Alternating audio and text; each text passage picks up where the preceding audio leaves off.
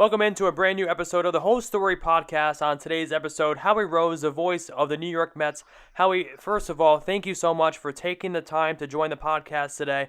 This is just such an unprecedented time in the world and in the country's history. So how are you holding up throughout this time? Oh, about as well as anybody can be expected to, I guess. Just like the rest of us, climbing the walls, missing baseball, and getting a little goofy hour by hour. It's getting worse. You know, the one thing that I'm learning now as a baseball fan is, baseball and sports as a whole allow you that escape from life. And you don't have that escape right now without sports. And what baseball, aside from any other sport, it allows you to escape within a game. What would be one biggest aspect that you're missing most without no baseball right now? Communicating, because that's what we do. We're broadcasters. And by broadcasting's very nature, you are connecting with people. That's why I went on Twitter, because I missed that connection. And so I just miss the essence of what we do for a living, apart from a specific sport or for a specific team. I miss communicating.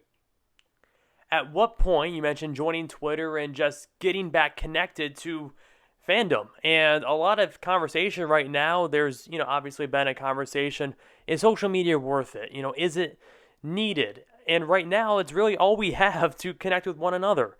What would be one of the biggest things that you loved, especially broadcasting? Because if you didn't have a passion for this and working in the sports industry, you wouldn't be doing this. It takes a special person to not only do it, but last in it, frankly. At what moment did you realize, wait a second, I love what I'm doing? There's not a day that goes by when I'm in the booth that I don't find some way to sort of press the button that allows me to reset or recalibrate whatever might be going on that day. And just, even if it's for a fleeting second, take a little pride and satisfaction in what I am doing for a living, because obviously I'm doing it for a team I love, and we've been through that over the years. My background as a Mets fan growing up, but I'm subject to the same things that happen to every announcer in any sport. When maybe you're having a season that's not so good, or you're having a game that's dragging on, or a game where one team or the other is far out in front, and things are really slowing to a crawl. We have a big picture up in our booth of the original Mets broadcasters, Lindsey Nelson, Bob Murphy, and Ralph Kiner. And I knowingly and intentionally steal a glance over at that picture from time to time to reset me, to make me realize just how incredibly fortunate I am, not only to be doing what I'm doing, but for whom I'm doing it.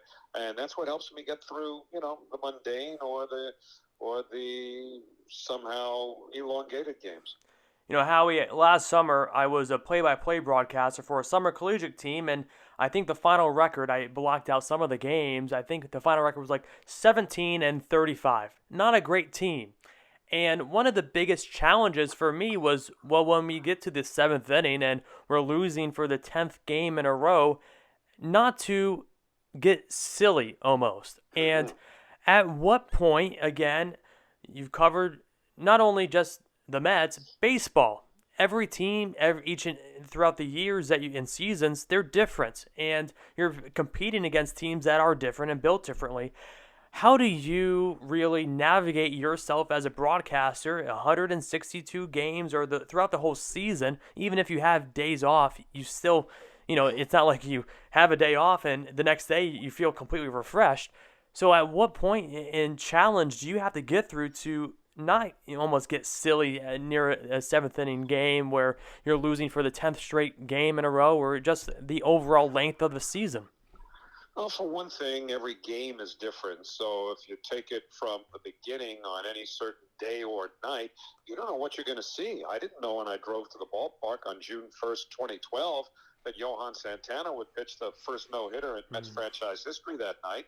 So you always have that level of anticipation and the potential for something unique the minute the umpire says play ball to start the game. So that's energizing in and of itself. But in terms of games that get out of hand, well, you do have to have a certain, I think anyway, in my opinion, certain side of you, whether it's somewhat irreverent, whether it's just an innate ability to find the humor in something, even sarcasm. You've got to have the ability to stay focused on the game enough to where even if the score is somewhat out of hand, you keep the listener informed, but you also know I've got to find a way to keep them entertained too. And the more you go on in the business and the older you get, simply the more experiences you have to draw from. So it's a lot easier for me now, who remembers the Mets since day one, to find some sort of nugget that might connect the game we're doing that night to something that happened 20, 30, even 40 or 50 years ago. That just comes with experience. But a lot of it is visceral. You just have to have a feel for the moment and an understanding of the need to keep the listener entertained, and hopefully that comes naturally. Obviously, you have experience in both TV and radio, two completely different styles of broadcasting. On TV, you're narrating, and then on radio, that's considered calling baseball games. And you have to distinguish, okay, well, on radio, you don't see anything, you just hear. But on TV, you see things. Do you have a favorite? A favorite medium? Yeah, what would you prefer? Do you like the just simplicity that TV kind of gives you, or the more in-depth painting the picture that radio leads you to? Oh, there's nothing like radio. And I think that anyone who grew up in my generation of broadcasters, and if I could be so bold, I would put myself at the oldest edge of that generation, the one that came, say, after Marv Albert in New York anyway, because Marv was my mentor and my tutor and my everything in the business. But I suppose if I place myself at the oldest edge of that generation, the younger ones and the furthest, I guess, back in that bunch would be the guys like Kenny Albert and Ian Eagle and that group who are 50-ish. I suppose the easier way to say it then is that anybody about 50 or older who grew up aspiring to be a broadcaster learned and wanted to learn the art and the craft of radio first, and then ultimately morph into television. And that's what we all did to some extent at one time or another. Look, television is more lucrative, of course, and you can never discount that in terms of someone's motivation. I've been fortunate to do both. I walked away from a TV job of my own volition. So I'm settled into a place I'm very, very happy, because nothing makes me happier than to call a game well on radio, because I know that I've taken a blank canvas and created images that people are able to see without the benefit of actually being at or watching the game on television. There's nothing like radio. It's funny you bring up Ian Eagle. He was a part of the SCAA summit yesterday, and he kind of gave advice to younger broadcasters to, no matter how many years of experience that you have in this industry, you still learn something every single day when you're broadcasting. What was the last thing that you learned that maybe surprised you? Oh, it might have been the last game that I did. Last game of last season, and I couldn't tell you what it was specifically, but we're always learning, and we should never, ever, ever shut our minds to anybody's advice or even criticism. I mean, I've acknowledged things that some of the newspaper critics have written over the years, and maybe at one point somebody might have been critical of me, pointing out something that I could have or even should have done better on the air. And the easiest thing to do is to take exception to that and say, oh, who's this guy criticizing me? That is the absolute worst approach you can take, because a lot of times something that they say as criticism is actually right on point, and you can derive something from that. I can give you an example of that, and I don't think this was written about me necessarily, but I think it might have been just a generic criticism of announcers that I believe it was Phil Mushnick made in the Post years and years and years ago. Never just give the score going into a break at the end of an inning. Identify the teams. Don't take for granted they know what they're listening to necessarily. Don't say it's Mets lead 3-3 or it's 3-3. Who's playing? You do need to identify little things like that that one might look at as criticism. You have to be worldly enough and confident enough and secure enough in your own skin to say, hey, you know what? He's right. I better incorporate that because that's going to make me a better broadcaster. So the ability to learn has to come from anyone in any place. It doesn't have to be a peer in the business. It can be a friend. It could be your wife. It could be anybody. In this, when you really get to the years of experience that you have, you've worked with so many broadcasters and listened to so many broadcasters. What do you look for most with a partner in the booth? Well, there are a lot of different ways to go with that. Because, again, radio and TV partnerships are completely different. For example, on television, it's very much become the analyst's game, meaning that, the play-by-play guy has always been considered the leader of the pack on the air, I guess, on television.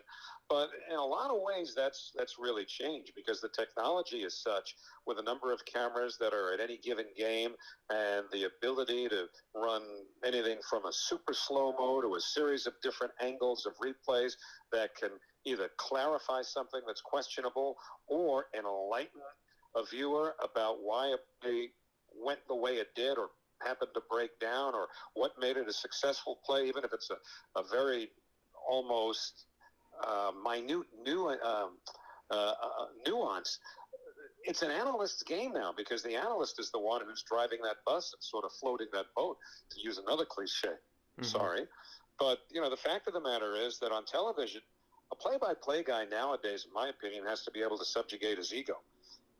So that the analyst can get in what the analyst needs to inform the audience. On radio, the partnership is more along the lines of simpatico. And I think you have to have the ability to share a certain type of sense of humor, a willingness to challenge your partner, and just basically to have fun. And so that's a lot of what goes into chemistry. And a lot of that is really unforeseeable until you actually get behind the mic in an actual broadcast, even more so than an audition.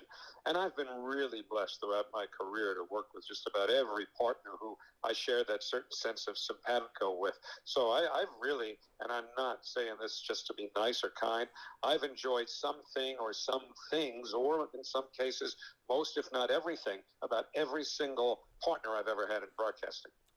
What would you say? A lot of people think, oh, you're a broadcaster, talking about baseball is easy. What would be one of the biggest challenges that you've had to face throughout your entire career? Well, there are a lot of them. I mean, I got into television sort of middle-aged, if you will. I was about 40 when I, started doing the Islanders, 41, whatever it was. And I had done little things on TV over the years, but not a regular gig like that was. So learning the mechanics was, a bit of a challenge early on. But, one of the things for me on a somewhat different level that you might be looking for is I don't know if I've had the good fortune or the misfortune. I like to look at it more as good fortune, and it was more of a challenge than anything. Any job that I've had as a play-by-play guy has always come having to follow a legend. I mean, think about it. When I was doing the Rangers on radio, even though Marv Albert was still doing some games, I was doing most of them because Marv's responsibilities had gotten so wide and varied that, he was only able to do maybe a quarter or so of the Ranger games in any given season. So I don't say replacing these legends, I say following them. So I had to follow Marv. Imagine that. You grow up listening to Marv Albert do the Rangers, and now you got to listen to me. That was a challenge. And then when I moved from the Rangers to the Islanders, now I'm having to replace another legend, or again, follow another legend in Jiggs McDonald. That was challenging enough. Going to the Islanders from the Rangers, just a year and change after the Rangers had won the Stanley Cup, that was an even bigger challenge.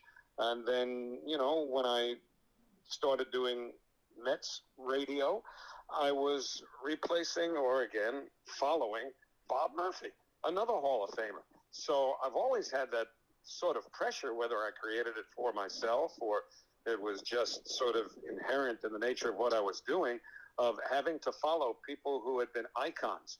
And so I would say that's in some ways the toughest thing I've had to do in broadcasting.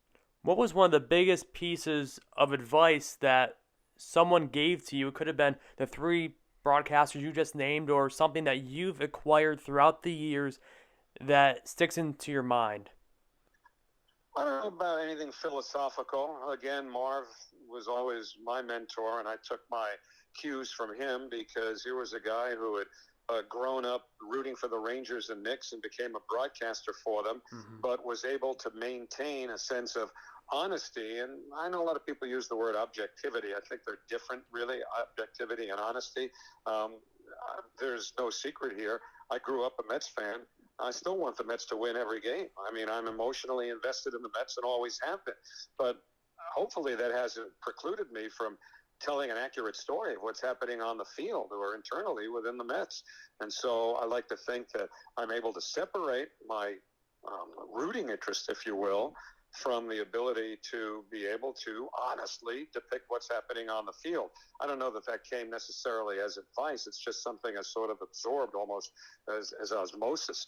But one little piece of advice, which really made a whale of difference for me on television, is when I started with the Islanders, the network that we were on at the time was called Sports Channel in New York. And they had a legendary announcer who was under contract to them as a coach for their announcers. And one of his roles involved taking somebody, and I was the prototype really for what they wanted him for, someone who was moving from radio into television with very little TV experience and just learning the nuances of television as opposed to radio. That was the great legendary Marty Glickman, who was Marv Albert's mentor. What Marv was to me, and still is really, that was Marty Glickman, the Marv Albert.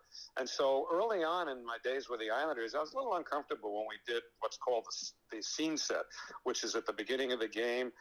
You open up and the announcer and his partner are just on camera talking about what's coming up on the game that night.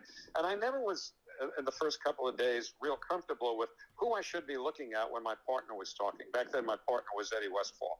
So, I would say something to Eddie, and then Eddie would be responding. And now am I supposed to look at Eddie? Am I supposed to look at the camera? When do I steal a glance? When do I come off of that? Whatever. Well, Marty explained it to me very simply. He said, just imagine that the camera is the third person in a three-way conversation. Bingo. That one sentence changed everything for me. I never had a problem with where I should be looking when I was on camera again, whether in a studio or in a booth for a scene set. Thanks to Marty. Yeah, and one of the biggest things right now is we don't know, kind of transitioning advice or just overall presence in a broadcast booth, we don't know what the overall atmosphere, or even if there is going to be a 2020 season. I always joke about blocking the word canceled on Twitter. You can actually, I don't know if you knew this or not, but you can go into the settings and say, I don't want to see this word on my feed. And I keep saying I'm going to go put canceled because I don't want to think of a 2020 season canceled. But again, as of right now, the probability of no fans is high. And if anyone that's listening to this, and I know you and I both know this, if there is no fans and there are no fans, and you if you quote unquote let the broadcast breathe, it sounds like an eternity of dead air. So I guess my question would be, obviously, I'm sure we've had smaller crowds when we were first starting off in the business. I know last summer I had a few games where there was 10, 15 people in the crowds, and you did have that sort of atmosphere of, well, if you did stop talking, there is nothing happening. But now with the potential of no fans, how is that going to come across on radio or TV? Well, if you're letting the broadcast breathe after a home run, how can you do that with no fans? Well, first of all, we're all going to be fully understanding of the situation. So I think that everybody who's listening, anybody who's there, would immediately acknowledge the fact that, okay, this is different. And we're also thrilled to have baseball back. That It means a little extra dead air. That really won't bother anyone.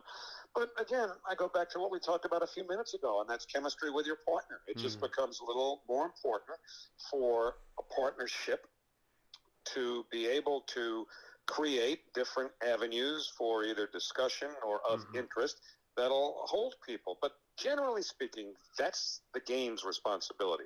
The game should be able to do that. And because we're in such uncharted waters and the situation will be so unique, I don't think anybody's going to worry if the background noise is not what you'd expect. I mean, without trying to be glib or, really trying to be flippant about it, broadcast a game at Marlins Park, broadcast a game in St. Petersburg for the Tampa Bay Rays or any other team that's not drawing at all. There's noise because you've got the PA systems that are blaring music or whatever else is, injected to try and drum up some enthusiasm. I trust that wouldn't even be necessary under these conditions. But again, we're all going to be so happy to have baseball back in any format that won't be a problem, I don't think.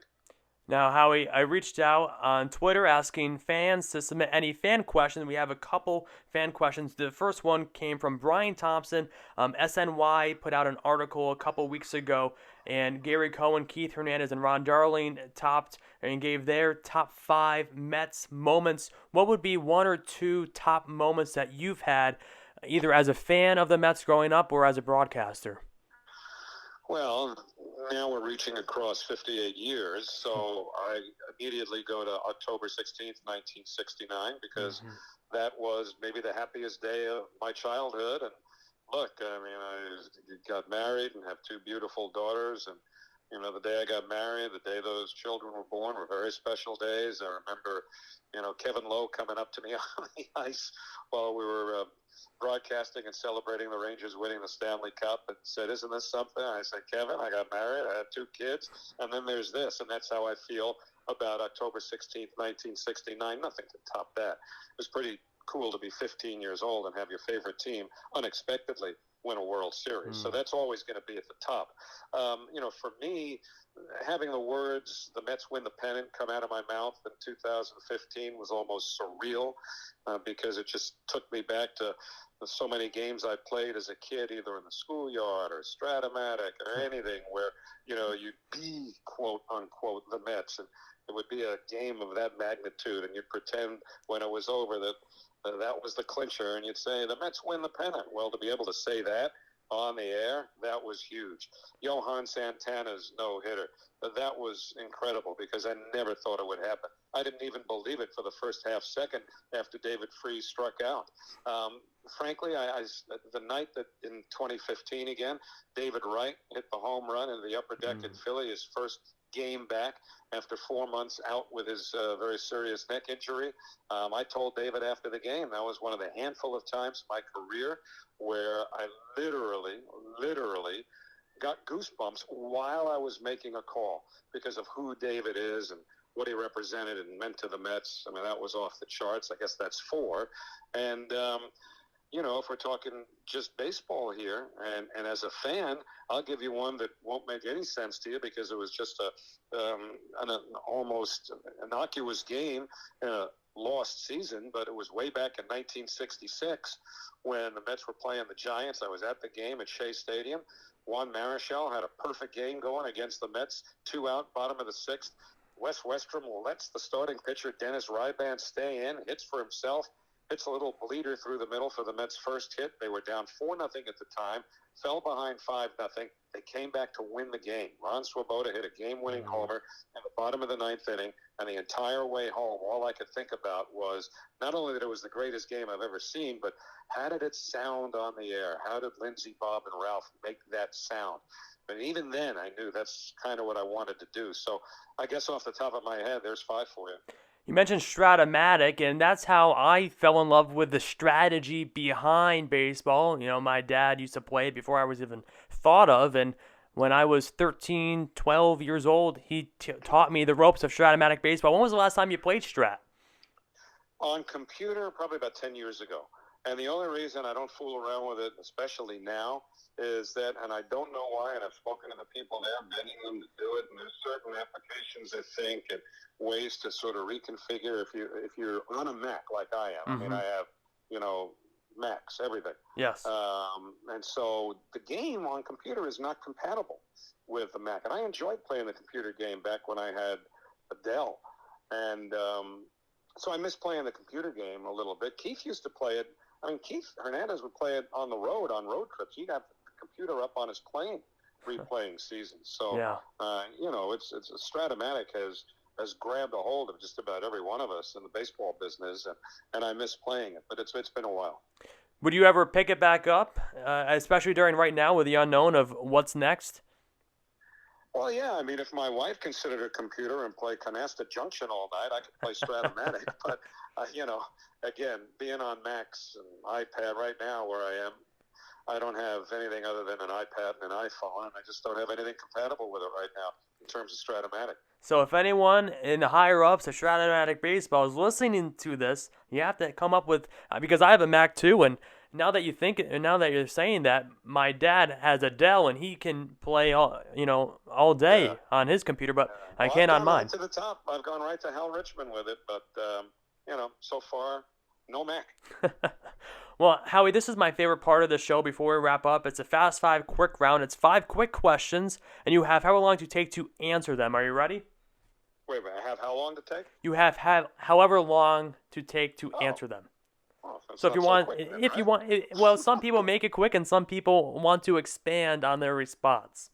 All right, well, let's try for quickness, and then if it's something I want to elaborate on, I mean, I've got all day. It's not a matter of time. Right. It's a matter of you're testing my brain now in rapid-fire fashion, and it's quickly disintegrating. So let's go. What do you got? Favorite sports movie of all time?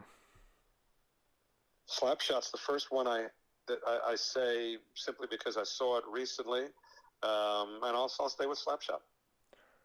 If you would love to work with one broadcaster, dead or alive, that you've never worked with, who would you choose? Great one. Well, I've worked briefly with Marv, but not in a game setting, nor would I, because, we're both play-by-play guys, although I'm not putting myself in that category. We each happen to do play-by-play. He's in a class of his own. But for me, I would say Mel Allen. If you could interview an athlete off the record, who would you choose? I'm going to answer this in a roundabout way, and it's not going to exactly answer your question the way it was posed, but I'm going to take you back to November 1980. I was having dinner with a date. This is several years before I met my wife, and the woman I was out with knew what I was doing for a living, and she asked me pretty much the question you just did. Which athlete would I most like to interview, or did I most enjoy interviewing, or something along those lines? Well, at that point, Double Fantasy had just come out, and you'll see where I'm going in a minute if that doesn't ring a bell. But I said to the woman, look, you could take every athlete I've ever met, every athlete I would ever want to meet, and every athlete that I did meet. So past, present, future. Take them all. Put them all in one room. Put John Lennon in the room next door by himself. That's the room I'm going into. So that's the answer. What would be... And the sad part about it Yep. is that less than a month later, he was gone. Just needless, senseless, and still can't get over it. What would be one book, it could be sports related or not, that you love to read? Well, I'll just give you the most recent one I read because I've been reading like crazy down here, and that is a book by an author named Andrew Gross, who writes a lot of historical fiction. That's my favorite stuff to read, historical fiction. It's called The One Man, and just look it up. I'm not going to go into a description because it's a very deep and complicated story, but The One Man by Andrew Gross is the most recent one I read, and it's fabulous. I would recommend that to anyone. And then the last one for the Fast Five, favorite teacher or professor, or I guess you could say teacher from a broadcaster that you've worked with throughout the years that you would consider? Well, I mentioned Marv Albert, Marty Glickman. Ed Ingalls was a tremendous mentor who sadly passed away just within the last couple of months. Those are three right off the top of my head. I had some teachers, believe it or not, in high school, and you know what? I'm thinking of college. Really, a few in high school really made an impact on me. A guy named Paul Frieda, an English teacher, a guy named Peter Drew, a history and social studies teacher, my fourth grade teacher, a woman named Mrs. Abrams, happened to be our teacher when President Kennedy was assassinated, and then a few months later when the Beatles hit it big. And, at that time, all the kids were completely Beatles-centric. And like most parents and teachers, she couldn't stand them. Well, 2 years later, I had her again in sixth grade. I didn't get left back. They just moved her from fourth grade to sixth grade. So 2 years later, when I had her, Rubber Soul came out, which was a tremendous breakthrough and my favorite Beatle album. And all of a sudden, she didn't mind them so much because she saw and acknowledged the genius. And so, we got on pretty well because of that. But she pushed me and prodded me to be better than I'd been because I was kind of a dog. I wasn't nearly the student I could have or should have been. But, she always tried to get the most out of me, and I appreciated that. One of my favorite questions, maybe not favorite, but interesting questions to ask, because sometimes I feel like this. Did you feel challenged in college? And challenge, I mean by sports broadcasting is a knack, and you can't really teach it. You either have it or you don't. At what point did you choose, of course, I'm sure in college you said you think about everything that you want to do and can do in college, but did you feel almost like that you were entertained or I guess challenged in college? Scholastically or as an aspiring broadcaster, because there's a big difference. I would say, well, what did you major in college? Well, communication, arts and science, as it was called. Academically, I was only as challenged as I allowed myself to be because I didn't really take anything seriously that didn't have to do with broadcasting. That was a huge mistake. When I speak to high school and college kids to this day, I say, don't make the mistake that I did. Force yourself to be a little more well-rounded. Take, by all means, a business class or an economics class. Understand the business world, because I don't, and I never cared enough as a kid because I was so single-minded and tunnel vision in my approach to broadcasting. So academically, I was not really challenged because I didn't allow myself to be, and that was my fault, my mistake. Broadcasting, I just knew, I knew this was all I wanted to do, and I never allowed myself to believe that it wouldn't work out. And while I was in college, I got my first professional job or jobs working as a stringer at WCBS Radio very occasionally, and also working weekends for something new called Sports Phone. So I just knew in college this was going to be my profession unless I screwed up. A lot of times people talk about the competitiveness that this industry is. What moment did you have, it could have been in high school or in college, that you realize every day is basically like a job interview in a sense where, if you don't put enough homework or time into your homework, someone else is doing a little bit more homework that wants the job that you have currently? You have to have that ability, and it's nothing anybody could tell you. You have to feel it. Broadcasters aren't the product of snapping your fingers one day and saying, I want to be a broadcaster. The commitment has to be total. The commitment has to be almost lifelong. And I don't want to discourage anybody who might be thinking of giving it a shot, who's, in college or even out of college. But you don't stumble into this business. You work the entirety of your efforts to not only become a broadcaster, but to become a successful broadcaster, which means that just because you get your job within the industry doesn't mean you're set. It's hard to get there. It's harder to stay there. And you just have to be driven, self-motivated, and indefatigable. And those are primary, and they are basic prerequisites. And if you don't have that, you're not going anywhere. Howie, my last question for you. If a 14-year-old kid came up to you and they told you that they are never going to watch a baseball game and it's boring, what would you say to them? First thing I'd say is, have you been to a game? And generally, when you go to a game, no sport is better at selling itself in person than hockey is. Baseball's a little different. So many of us are weaned on baseball by a parent or parents. And so the connection is almost umbilical. It's so deep. But as far as someone being bored by baseball, I would say to them, look, I'll sit and watch a game and point out some nuances to you, but I can't force you to like baseball. any more than I can force you to like Brussels sprouts or spinach. If you don't like them, it's all a matter of taste.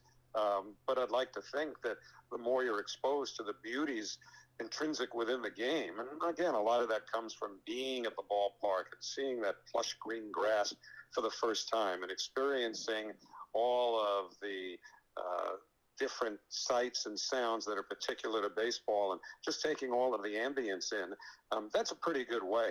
And then hopefully they'll get a little more curious about the game to watch it more often on television, or hopefully listen on radio as well. But, if I had any kind of connection to that kid, I'd say have someone take you to a game who knows the game and spend a little time explaining things to you. And if you don't like it, you don't like it. Well, Howie, thanks again for taking the time to come on the podcast today. Where can this might be a new one for you, but where can everyone follow you on Twitter, and especially throughout, hopefully, the 2020 baseball season? It's pretty easy one, Alex. It's at Howie Rose. Simple as that. At Howie Rose.